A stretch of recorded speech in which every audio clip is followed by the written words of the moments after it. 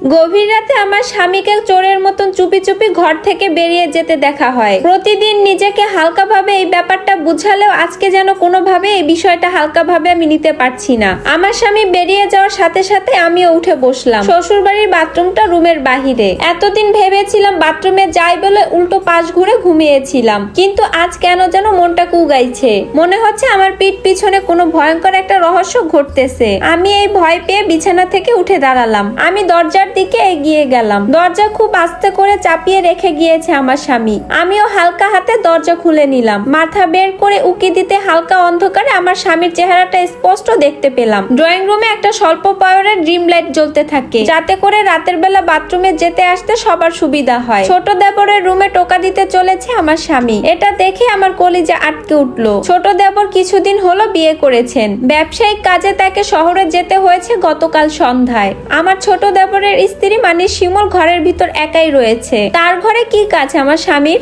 এত অস্থিরতা এর আগে কখনোই হয়নি আমার। মাত্র 3 বছর বিবাহিত জীবনের মধ্যে এত নিচু ঘটনার সাক্ষী হতে হবে কখনো কল্পনাও করিনি আমি দরজার গোড়ায় আস্তে করে বসে পড়লাম। যখন দেখলাম আমার ছোট দেবরের বউ দরজা খুলে আস্তে করে টেনে আমার স্বামীকে ভিতরে নিয়ে গেল, এরপর দরজাটা আটকিয়ে দিল। আমি এটা দেখে অবাক হয়ে গেলাম আর ভাবলাম আমার স্বামীকে আজকে আমি হাতে নাতে ধরবই। আমার মতো নরম মেয়ে পেয়ে যা ইচ্ছা তাই করবে। আর না, এবার আমি আজকে ওদের পর্দা ফাঁস করেই দিব। আমি আমার শাশুড়ির রুমের দিকে আগালাম। এই বাড়িতে 5টি রুম। একটি রুম আমার বড় ভাই ভাবিদের দখলে, আর দ্বিতীয়টি আমার আর আমার স্বামীর, আর তৃতীয়টি আমার দেবরের জন্য। আমি শ্বশুর শাশুড়ির দরজার সামনে গিয়ে নক করলাম। আমি বড় বড় করে নিঃশ্বাস নিচ্ছিলাম আর ভাবতে লাগলাম নিজের স্বামী ওই মেয়েটির সাথে রঙ্গলীলায় ব্যস্ত, আর আমি এখানে আমার শাশুড়িকে ডাকতে চলেছি। কি অদ্ভুত পরিস্থিতি! আমার হাত পা জ্বালা করছে, আমার নিঃশ্বাস বন্ধ হয়ে আসছে।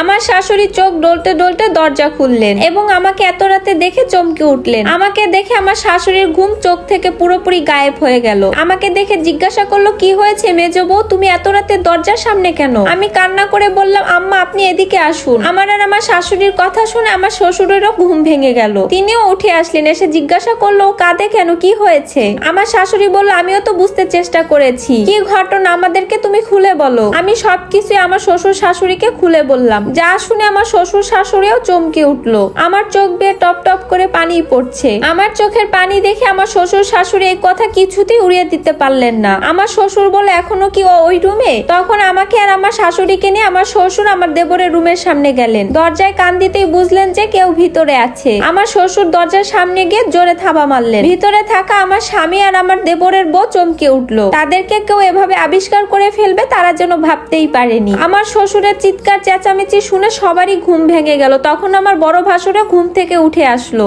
এরপর আমার স্বামী দরজা খুলে দিতে সবার চোখ যেন উপরে উঠে গেল। আমি কেঁদে উঠলাম হাউমাউ করে। আমার বুক ফেটে কান্না আসছে। আমার শ্বশুর তখন বেয়াদব ছেলে বলে অনেক বেশি মারধর করলো আমার স্বামীকে। আমার শ্বশুর আমার স্বামীকে মারতেই ছিল। এই সময় আমার বড় ভাসুর গিয়ে থামালো। আমি এসব সহ্য করতে না পেরে আমার ছোট দেবরের ঘরের ভিতরে ঢুকে গেলাম। আমি ভিতরে ঢুকে আমার দেবরের বউয়ের চুলের মুঠি ধরে ধপাধপ মার শুরু করলাম। আমি আর সহ্য করতে না পেরে ওকে অনেক বেশি মারধর করলাম। আমার শাশুড়ি এসে আমাকে ছাড়ানোর অনেক বেশি চেষ্টা করছে। আমি চেঁচিয়ে চেঁচিয়ে বলছি, তুই একটা মেয়ে হয়ে কিভাবে আমার ঘর ভাঙলি? দুনিয়াতে এত পুরুষ থাকতে আমার স্বামীকেই তোর চোখে পড়েছিল।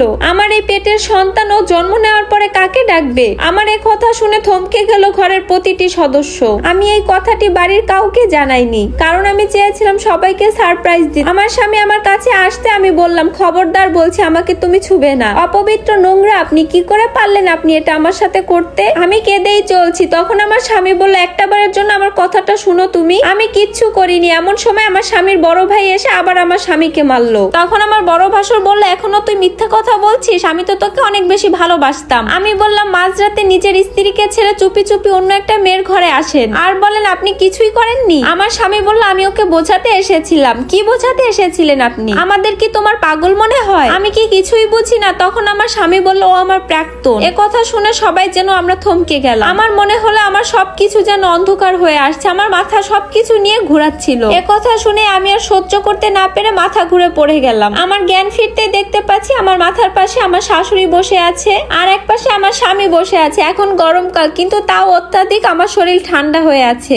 এমন সময় আমার শ্বশুর আমার বড় ভাসুরকে বলল আমার স্বামীকে যেন অন্য একটা রুমে আটকিয়ে রাখে। আমার স্বামীকে তখন আমার ভাসুর ধরে নিয়ে গেল। আমার স্বামীকে আটক করে রাখা হয়েছে যেন কোনোভাবেই আমার স্বামী পালাতে না পারে। এরপর আমার শ্বশুর আমাকে বলল, বুদ্ধি আছে মেজো বৌমা, কিন্তু তাতে তোমাকে শক্ত থাকতে হবে। পারবা তুমি শক্ত থাকতে? আমি বললাম, কি বুদ্ধি বাবা? তখন আমার শ্বশুর বলল, তোমার স্বামীর অধিকার তোমাকে ছেড়ে দিতে হবে। যেই পাপ ও করছে সেই পাপের বোঝাই ওর ঘাড়ে চাপাবো, ওই বোঝা নিয়ে ওর জীবন কাটাতে হবে ওর, এটাই ওর শাস্তি। আমি বললাম, মানে? ওদের দুজনকে এই বাড়ি থেকে বের করে দিব। যদি এমনিতে সবকিছু ছেড়ে তোমার কাছে ফিরে আসে, আর যদি পাপের উপরে আবারও পাপ করে বসেও, তাহলে ভেবে নিও আমার ছেলে তোমার জন্য সঠিক না মা। খালি কিছু সময়ের জন্য ওর উপর থেকে তোমার সমস্ত দাবি উঠিয়ে নিতে হবে। একটা কথা মনে রেখো মা, পাখি যদি তোমার হয় তাহলে তোমার খাঁচাতে এসেই ধরা দিতে হবে। আমার শ্বশুর আমার মাথায় স্নেহের হাত রাখলেন। তুমি আমার মেয়ে, আর সারা জীবন আমার মেয়ের মতনই হয়ে থাকবা। আমি বললাম, আমি আপনার ছেলের উপর থেকে সমস্ত দাবি উঠিয়ে নিলাম বাবা, ওনার শাস্তি ওনাকে পেতেই হবে, আপনার বিচার আমি মানলাম। তাহলে ছোট ছেলে আসুক, সেই পর্যন্ত আমাদেরকে অপেক্ষা করতে হবে। কিছুদিন পর আমার ছোট দেবর বাড়িতে আসলো।